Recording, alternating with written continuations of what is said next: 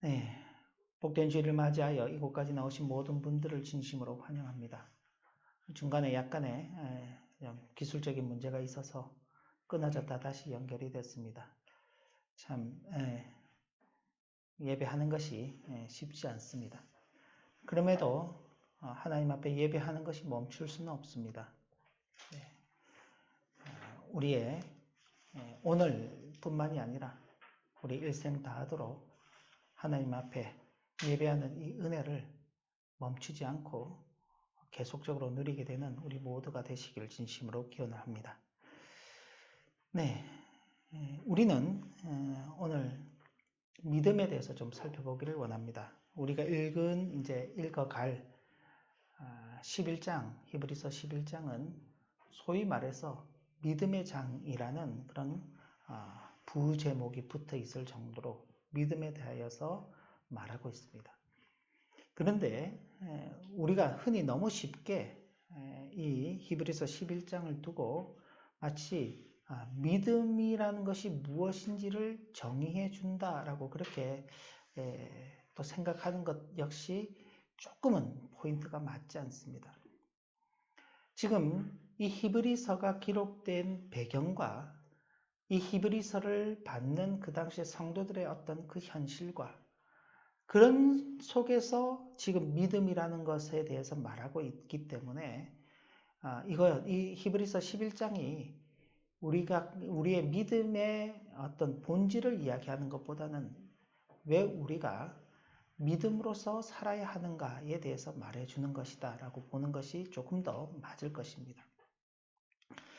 히브리서는 초대교회 당시 예수 그리스도에 대한 그 복음을 전해들었던 곳곳에 흩어져 있던 그 히브리 성도들이 예수를 믿는 그 일들로 인하여서 세상 가운데서 여러 환난과 핍박을 받게 되고 고난 속에서 그들이 갈등하며 그 고난의 문제를 어떻게든지 해결해 보기 위해서 애쓰던 중에 어떤 사람들은 다시 과거 유대교식 신앙으로 돌아가기도 하고 또 어떤 사람들은 신앙 자체를 이렇게 버리기도 하고 또 어떤 사람들은 마지 못하여서 그 신앙을 이어가는 그런 경우들도 있었습니다. 그런 히브리 성도들을 한편으로는 위로하고 한편으로는 권면하면서 다시금 그들이 예수 그리스도를 믿는 그 믿음 위에 바로 서도록 하기 위하여서 돕기 위하여서 쓰여진 것이 바로 이 히브리서입니다. 그래서 긴 시간 동안 이 히브리서는 예수 그리스도가 누구신가에 대해서 집중적으로 말하였습니다. 왜냐하면 우리가 믿는다는 것은 우리가 믿는 그 믿음의 대상을 명확하게 알지 못하면은 우리의 믿음이 흔들리기 때문에 그렇습니다. 그리고 또 그 믿음의 대상을 명확하게 안다는 것은 그 믿음이라는 것이 우리에게서 나오는 것이 아니라 우리에게 그 믿음을 주시는 그분, 성삼일체 하나님의 그 역사하심 속에 믿음이 우리에게 주어졌다는 것을 확인하게 되는 것이고 그런 속에서 우리의 믿음이 자리 잡고 있기 때문에 우리의 어떤 그런 확신이 불확신으로 바뀌는 그런 문제들로 인하여서 믿음은 흔들릴 수 없다는 것을 말해주기 위함인 것입니다.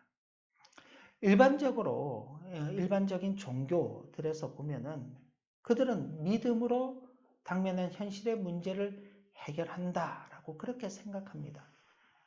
그래서 그 어떤 신들에게 나가서 많이 빌고 자기의 믿음을 드러내 보이면은 그러면은 현실의 문제가 해결될 것이라는 기대를 가지고 살아가는 것이 그게 일반 종교의 현실입니다. 그러나 기독교 신앙은 오히려 믿음 때문에 현실의 고난이 찾아온다라는 것을 말하고 있습니다. 이 세상의 종교는 믿음이 있으면 현실의 고난의 문제가 해결될 것이다라고 생각하는 것과는 달리 기독교 신앙은 믿음 때문에 현실의 고난의 문제가 찾아온다는 것입니다. 그리고 이런 예들은 우리가 이제 계속해서 읽어갈 히브리서 11장 4절 이후를 보면은 어렵지 않게 발견하게 되는 것입니다. 그건 나중에 저희들이 또 살펴보게 될 것입니다. 그래서 성도들에게 있어서의 고난은 어떤 선후 관계라기보다는 어떤 일을 잘못했기 때문에 그 잘못된 선택이나 잘못한 일 때문에 뒤따라오는 어떤 결론으로서의 고난이 아니라 과정으로서의 고난이다라고 그렇게 좀 표현할 수 있겠습니다. 가령 예를 들면은 이스라엘 백성들이 애굽에서 430년 종살이 하고 난 다음 이제 출애굽을 하게 됩니다. 그런데 출애굽이 끝이 아니죠. 그들은 출애굽 이후에 가나안으로 들어가야 되는 목표가 있는 것입니다. 가나안까지 가야 되는 것입니다. 마찬가지로 우리가 성도들이 구원함을 받았다라는 것은 그 구원함을 받았다는 것으로 끝이 아니라 어디까지요? 천국에까지 이르러야 하는 것입니다. 천국에 들어가는 것이죠. 그런데 그것이 바로 연결이 되면은 너무나 좋을 것인데 이스라엘 백성들이 출애굽하여서 가나안에 들어가기까지 얼마의 시간이 걸렸나요? 얼마의 시간이 걸렸어요? 40년이라는 시간이 걸렸습니다. 그죠? 40년이라는 시간이 걸렸습니다. 그런데 성도들이 하나님의 크신 은혜 가운데 그 구원의 확신을 받고 천국까지 이르기까지는 일생이라는 시간이 걸리는 것입니다. 일생이라는 시간. 그리고 그 과정, 40년이라는 그 과정 속에 고난의 시간이 있는 것이죠. 말이 좋아서 그게 40년이죠. 말이 좋아서 하나님의 불기둥, 구름기둥이 인도한다는 것이죠. 말이 좋아서 매일 만나를 먹는 것이죠. 정말 그것이 좋았더라면 이스라엘 백성들이 가는 곳곳마다 원망하는 일은 없었을 것입니다. 그런데 실제로 그 삶을 살아가는 이스라엘 백성들로서는 쉽지 않았기 때문에 그 속에서 불만도 있었고 불평도 있었고 불신앙의 모습들이 드러났던 것이죠. 그만큼의 고난의 시간이었습니다. 우리가 성도로서 예수 그리스도를 믿고 구원을 받은 우리들로서 일생을 살아가는 그 시간 역시도 마찬가지입니다. 다양한 인생의 어려움들이 우리 일생을 채우고 있죠. 그래서 우리는 그런 고난이라는 과정을 통과해 가야 하는 것입니다. 그런데 바로 그런 우리의 고난이라는 그 과정을 걸어가는 성도의 일생을 두고 인내가 필요하다라고 그렇게 히브리서에서는 가르쳐 주는 것입니다. 히브리서 10장 36절을 보면 너희에게 인내가 필요하다. 만약 인내가 필요하다는 것은 인내해야만 하는 현실이 있다는 것이죠. 고난과 환난이 기다리고 있는 그 현실. 고난과 환난이 기다리는 정도가 아니라 막 둘러싸서 우리를 힘겹고 어렵게 만드는 그런 현실이 있죠. 근데 그 현실이 이를 견디기 위해서는 뭐가 필요하냐? 우리는 고난이 없는 현실, 환난이 없는 현실이라고 그렇게 생각하기 쉬운데 히브리서는 우리에게 그 과정을 통과해 나가야 하기 때문에 피하는 것이 아니라 그 과정을 통과해 나가야 되기 때문에 인내가 필요하다라는 것입니다. 그리고 너희가 하나님의 뜻을 행한 후에 약속하신 것을 받기 위함이라. 그냥 무의미하게 참고 그냥 기다리고 시간이 지나가면 끝나는 것이 아니라 그 속에서 해야 하는 일이 있는 것입니다. 인내하며 뭘 하느냐? 하나님의 뜻을 행하는 것이죠. 그 다음 무엇이 그 다음 우리를 기다리고 있다고요? 하나님의 약속하신 것이 우리에게 기다리고 있다. 만약 이걸 뒤집어서 이야기하면은요. 인내가 없다면은요. 그 고난이라는 현실을 우리는 통과하지 못할 것입니다. 인내가 없다면요. 하나님의 뜻을 행하지도 못할 것입니다. 우리가 인내가 없다면은요. 약속하신 것을 받는 것도 불가능할 것입니다. 그렇기 때문에 성도는 인내함으로 주어져 있는 그 현실을 살아가는 것이고 그냥 참고만 있는 것이 아니라 그 속에서 하나님의 뜻을 행하며 살아가는 것입니다. 왜요? 우리는 약속하신 것을 받기 위하여서 주어진 길을 걸어가고 있는 것입니다. 이스라엘 백성들이 가나안 땅에 들어가기 위해서 40년 광야길을 인내로 걸어가야 했던 것처럼 우리도 하나님의 그 나라, 영원한 나라에 들어가기 위하여서 일생이라는 그 시간을 인내함으로 걸어가는 것입니다. 그런데 그 걸어가는 과정 속에 우리가 잊지 말아야 될 중요한 사실이 있는데 그게 바로 10장 39절에 있는 말씀입니다.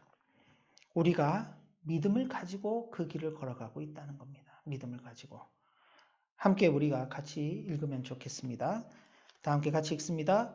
우리는 뒤로 물러가 멸망할 자가 아니요 오직 영혼의 구원함에 이르는 믿음을 가진 자니라. 자, 고난이라는 현실을 살아가고 있는 우리에게 정말 필요한 것이 뭐냐? 인내가 필요하다. 네, 그 인내로 걸어가는 그 길에 우리는 믿음을 가지고서 걸어간다.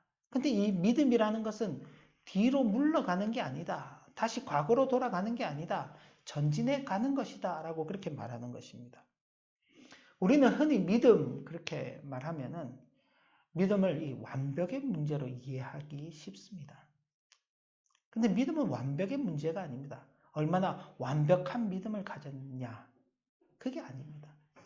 또 믿음이 있느냐 없느냐 이렇게 이분법으로 구분합니다. 너는 믿음이 있냐? 나는 믿음이 있냐? 있다. 너는 믿음이 있느냐? 없느냐? 그렇게 묻고 그죠? 그것으로 이렇게 구분하려고 하는 것은 너무나 단순한 겁니다.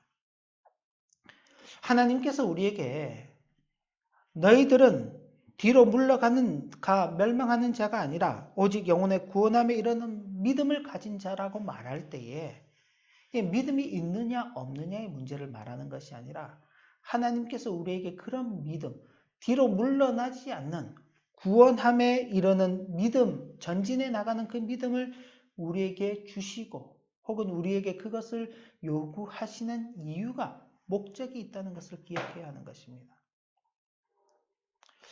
그 내용을 저는 히브리서에서 먼저 좀 살펴보기를 원합니다. 야고보서에서 좀 살펴보기를 원합니다. 야고보서 2장 14절부터 17절 말씀을 보면은 우리가 좀 잘 아는 말씀입니다.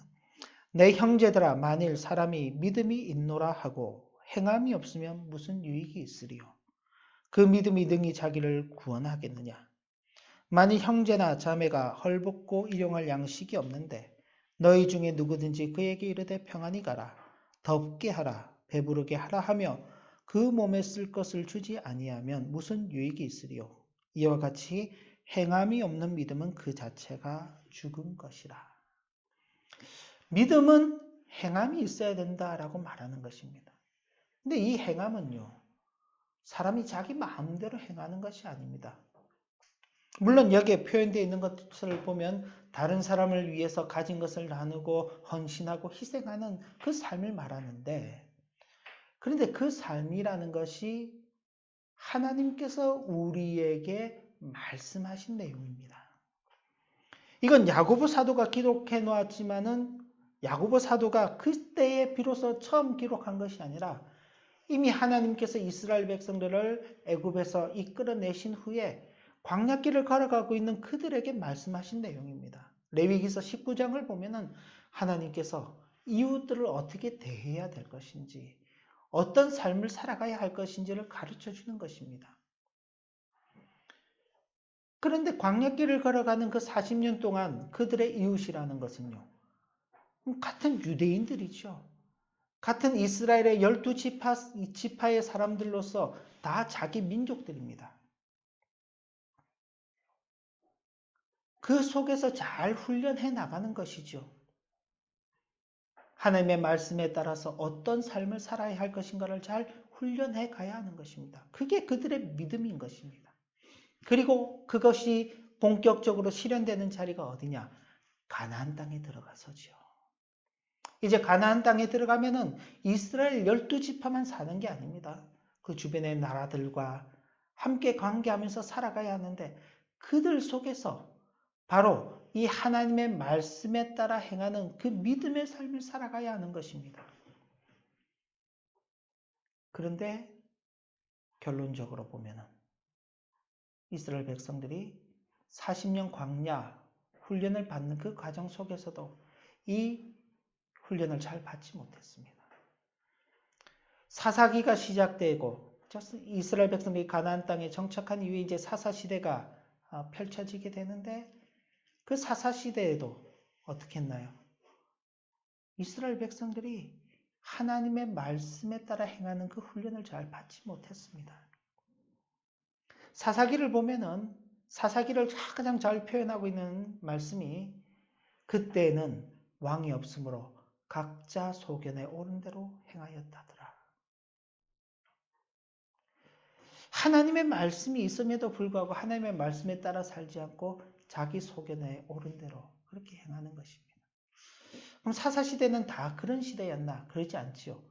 말 그대로 하나님께서 사사들을 통하여서 사사들을 보내시면서 이스라엘 백성들이 하나님의 말씀에 따라 행하며 살아갈 것을 교훈하셨습니다. 믿음이라는 것은 바로 그런 것이다. 이스라엘 왕국이 세워졌을 때는 어땠나요? 하나님께서 왕을 세우시면서 그 왕을 중심으로 하여서 이스라엘 백성들이 하나님의 말씀에 귀를 기울이고 하나님께서 세우신 그 방식대로 살아갈 것을 말씀하시고 그 훈련의 과정을 주셨죠. 그러나 그들이 그 훈련의 과정을 잊어버린 것입니다. 하나님께서 우리에게 믿음이라는 것을 주실 때, 믿음이라는 것을 요구하실 때 거기에는 바로 하나님의 말씀에 순종함을 목적으로 하고 있는 것입니다. 하나님의 말씀에 순종하지 않는 믿음, 여기 행한다는 것은 단순히 착한 일을 하고 안 하고의 문제가 아닙니다. 하나님께서 말씀하신 대로 행하는 그 믿음이야말로 하나님의 말씀에 순종하는 그 믿음이야말로 진짜 믿음이다. 그걸 보여주는 것입니다. 그 내용이 조금 더 확대되는 것이 마태복음입니다. 마태복음 5장 43절부터 48절 보면은 이 말씀 역시도 우리가 잘 아는 말씀입니다. 제가 읽어보겠습니다. 또 내 이웃을 사랑하고 내 원수를 미워하라 하였다는 것을 들었으나 나는 너희에게 이르노니 너희 원수를 사랑하며 너희를 박해하는 자를 위하여 기도하라. 이게 이제 앞에 야고보 사도가 말한 행함이라고 말하는 것이 바로 여기에 나오는 것이죠. 원수를 사랑하며 너희를 박해하는 자들을 위해서 기도하라. 하나님을 사랑하고 이웃을 내 몸과 같이 사랑하라 라는 그 내용이죠. 그러니까 마음대로 하는 것이 아닙니다. 하나님의 말씀에 근거한 행함이지요. 그렇게 행하게 되면은 이같이 한즉 하늘에 계신 너희 아버지의 아들이 되리니. 이걸 하면은 된다. 이걸 안 하면 하나님의 자녀가 되지 못한다.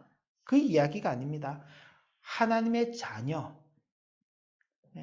하나님의 백성, 성도는 이런 특징을 가지고 있다.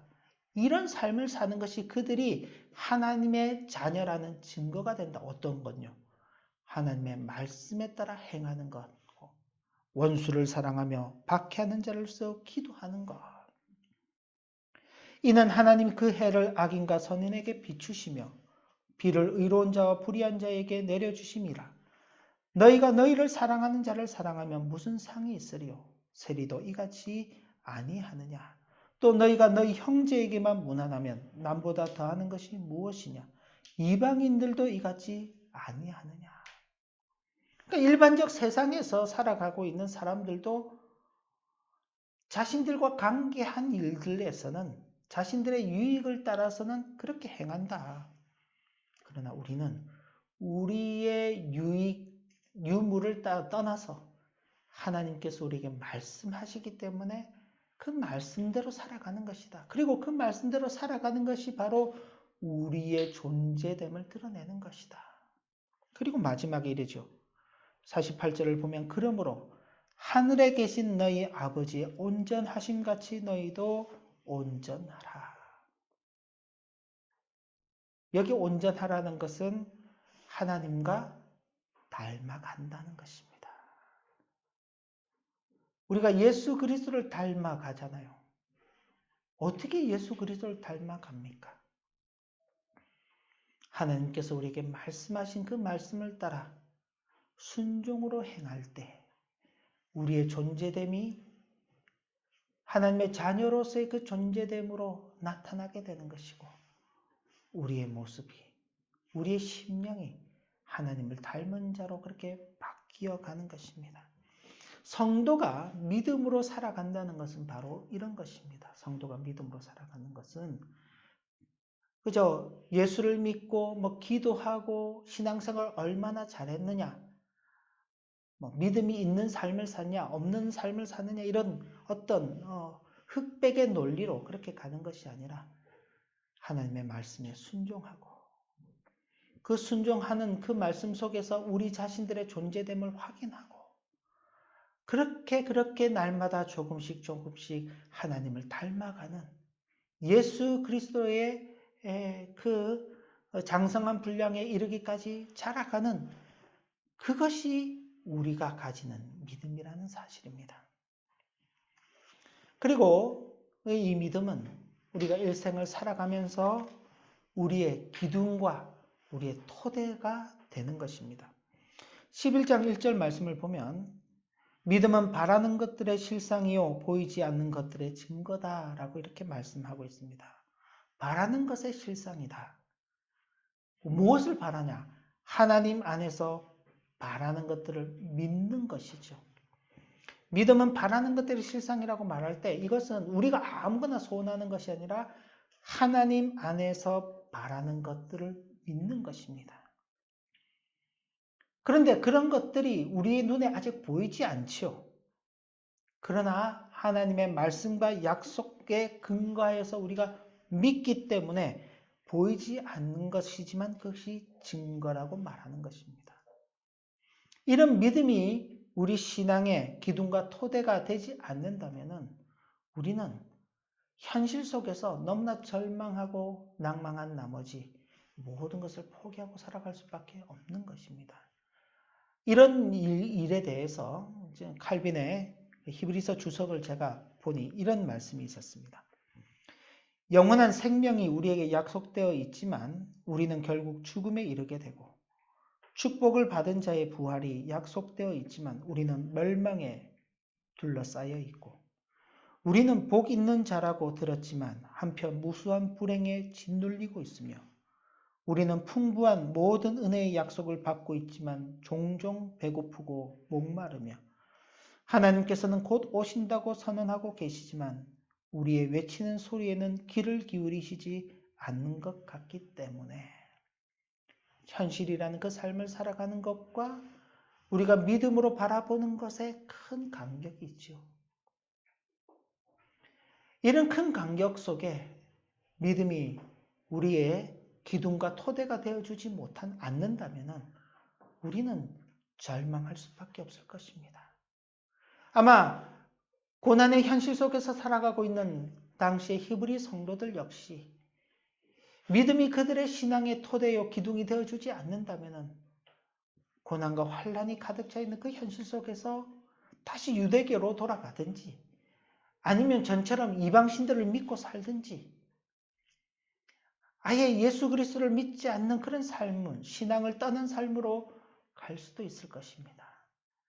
그러나 하나님께서 우리에게 결코 뒤로 물러서지 않는 오직 영혼의 구원함에 이르는 전진하는 믿음을 허락해 주시고 비록 우리의 눈에 보이지 않지만은 하나님 안에서 그것들을 바라보게 하시고 하나님의 말씀과 약속 안에서 그것들이 우리에게 주어질 것을 확신하도록 하는 그 근거로서 우리에게 믿음을 허락해 주시는 것입니다. 그래서 믿음을 바라는 것들의 실상이요 보지 못한 것들의 증거라고 말해지는 것은 당연한 일이다 라고 칼빈이 우리에게 말해주고 있습니다. 누군가는 그렇게 말할 수 있습니다. 야, 그건 너무 막연한 기대 아니냐고. 근데 이 히브리서는 그런 막연한 기대, 엉뚱한 기대, 뜬구름 잡는 그런 기대라고 말하고 싶은 그 사람들에게 이렇게 증거하고 있는 것입니다. 2절, 히브리서 11장 2절을 보면 선진들이 이로써 증거를 얻었느니라. 여기 선진들이라는 것은요, 앞서 우리의 앞선 시대를 살았던 사람들이죠. 신앙의 선배들입니다. 지나간 수천 년의 역사 속에 믿음으로 살았던 수많은 신앙의 선배들이 이를 증거하고 있는 것입니다. 그 당시 히브리 성도들로 보아서는 어떤 선진들이 있었나요? 구약의 이스라엘 백성들이지요. 그 내용들이 이제 4절 이후로 등장하게 되는 것입니다. 우리의 관점에서 볼 때는요, 히브리 성도들이 그 말씀을 받고 믿음의 선진으로서 그 믿음을 지키며 살아갔지요. 그 결과로 그 믿음이 다음 세대로 100년이 지나고 200년, 300년, 500년, 1000년, 무려 2000년이 지난 후에 오늘 살아가고 있는 우리에게까지 그 믿음이 이어져 온 것 아닙니까? 그러니까 막연한 기대가 아닌 것입니다. 분명한 확신 속에 가지는 믿음이죠. 그리고 바로 이런 믿음은 이 세상이 처음 시작될 때부터 주어진 것이다. 우리가 만들어내는 것이 아닙니다. 3절을 보면 믿음으로 모든 세계가 하나님의 말씀으로 지어진 줄을 우리가 아나니 보이는 것은 나타난 것으로 말미암아 된 것이 아니니라. 이 세상에 사람 중에 하나님의 창조를 본 사람은 아무도 없습니다. 우리가 잘 알지요. 아담이 언제 창조함을 받았습니까? 아담이 언제 창조함을 받았나요? 6일째 되는 날 창조함을 받았습니다. 그죠? 땅과 흑암과 밝음이 나눠지고, 그죠? 땅과 바다가 나눠지고, 그리고 해와 별과 달들이 생기면서 비로소 이 땅 가운데 식물들이 자라게 되고 동물들이 창조함을 받게 되죠. 그 다음에 제일 마지막에 창조된 것이 사람입니다. 그러니까 아담도 하나님의 창조를 보지 못했어요. 그럼 아담이 하나님께서 창조하셨다는 것을 어떻게 알았을까요? 하나님의 말씀을 믿음으로 말미암아. 그러니 아담도 그 첫 시작부터 믿음으로 시작하는 것입니다. 믿음으로. 우리가 가지는 이 믿음이라는 것은요, 막연한 기대가 아닌 것입니다. 이 세상이 처음 시작될 때부터 주어진 믿음인 것입니다. 그렇기 때문에 이 믿음이 우리의 일생에 있어서 기둥이 되고 토대가 되는 것입니다. 그러니 이 믿음이 있기 때문에 우리는 인내하면서 우리에게 주어진 그 길을 걸어가게 하는 것입니다. 그리고 그 속에서 하나님의 뜻을 행하게 하는 것이죠. 그리고 끝내 약속되어 있는 그 하나님의 귀한 선물을 받아 누리게 하는 것입니다. 바로 우리는 이 믿음으로 살아가는 자들입니다. 이건 그 옛날 히브리 성도들에게 주어진 믿음이 아니라 바로 우리에게 주어진 믿음입니다.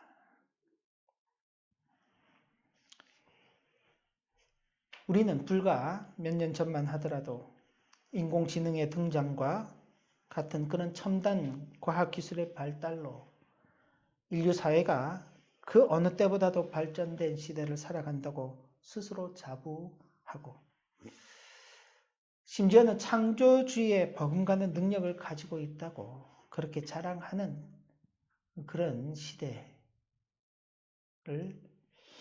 보았습니다.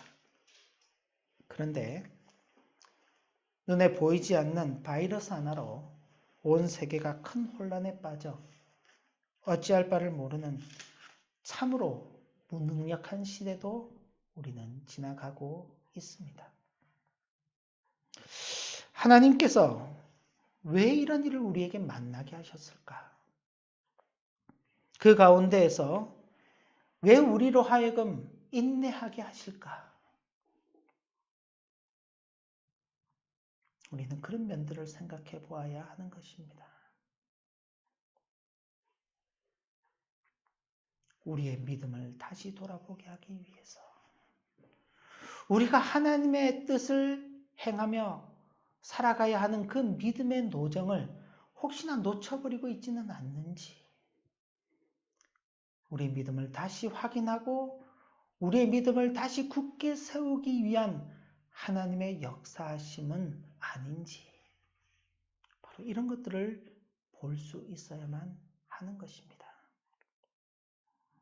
눈앞에 보이는 현실의 결과에 일이 너무 잘 된다고 교만하거나 우리가 생각한 대로 되지 않는다고 낭망하거나 그렇게 참 시시비비하지 않으며 하나님의 목적하심에 따라서 믿음으로 전진해가는 저와 여러분들의 일생이 되어야 하겠습니다. 이 큰 은혜를 잘 누리게 되시는 우리 모두가 되시기를 진심으로 기원합니다. 기도 올립니다. 하나님 아버지, 참으로 그 어떤 시대보다도 믿음이 있어야 하는 그런 시대를 살아가고 있습니다. 막연한 기대를 갖는 믿음이 아닙니다. 지나간 역사 속에 우리의 신앙의 선배들이 스스로 증거하였던 믿음입니다. 우리가 처음 시작한 믿음도 아닙니다. 하나님께서 이 세상을 창조하면서 주셨던 그 믿음입니다. 그 믿음을 가지고 살아가는 우리의 걸음이 때로는 인내를 요구하는 일들을 만나게 될지라도 그 속에서 하나님의 뜻을 행하는 바른 길을 찾게 하시고 끝내 하나님께서 우리에게 약속하신 큰 은혜를 누리는 우리의 모두의 복된 생애가 되도록 인도하여 주옵소서.